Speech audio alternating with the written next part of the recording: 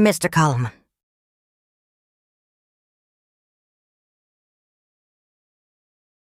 Mr. Calm woke up in his bedroom in Treetop's cottage and stretched. He opened his eyes, and as he contemplated the day ahead, the chirping of the dawn chorus floated in through his open window. Chirp, chirp, chirp, went the birds. But suddenly the peace was broken by a loud shout. "Be quiet!" It was Mr. Calm's next-door neighbor, Mr. Grumpy, who did not enjoy being woken up by the dawn chorus. Mr. Calm went to the window. "Good morning, Mr. Grumpy," called Mr. Calm with a cheery wave. "There's nothing good about it," retorted Mr. Grumpy. Mr. Calm went downstairs for breakfast. He sat back in his chair and sipped his soothing cup of tea. Suddenly, the tranquil quiet was shattered by a loud noise. Crash! And then another loud noise. Bang! Wallop! Bang! Bang! It was Mr. Calm's other neighbor, Mr. Noisy, playing the drums. Drums at breakfast time. "Good morning, Mr. Noisy," called Mr. Calm, without a glimmer of annoyance. After breakfast, Mr. Calm went out to his garden to do his morning exercises. Suddenly, his concentration was broken by a voice, a rather bossy voice. "This is just not good enough. Look, there's a leaf on your path, and your pond needs cleaning, and your hedge needs trimming, and your gate needs painting." It was Mr. Fussy, who lived across the road from Mr. Calm. "Good morning, Mr. Fussy," said Mr. Calm calmly. So, as you can see, Mr. Calm was the calmest person in the world. He was as calm as a calm sea on a calm day. Nothing could upset or disturb him.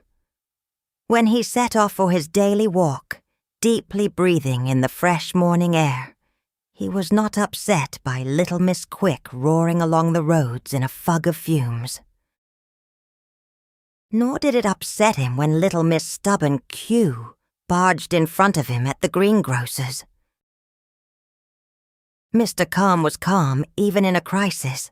He stayed calm when his boat capsized in a crocodile-infested river. And he stayed calm when Mr. Small's climbing rope snapped. But there was one thing that did slightly trouble Mr. Calm's thoughts, and that was how hectic his friends' lives were. As he walked through the tranquil woods, he decided that he would try and bring a little calm into their lives. And as he walked, he had an idea. What his friends needed was a nice, serene walk. A nice, serene, peaceful walk in the woods. That would be just the tonic. However, the reality of the walk was a long way from serene, and even further away from peaceful, and it was definitely not calm. Mr. Grumpy moaned and groaned that he was tired and his feet hurt.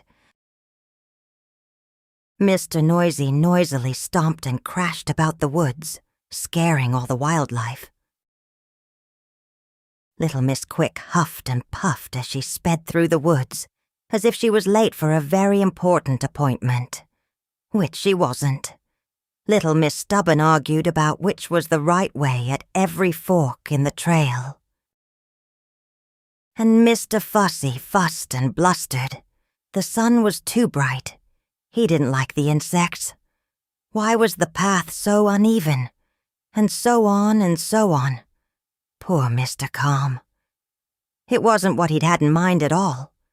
But being Mr. Calm, he kept his calm. And being Mr. Calm, he had a trick up his sleeve. As he walked along, he began to whistle a charming tune.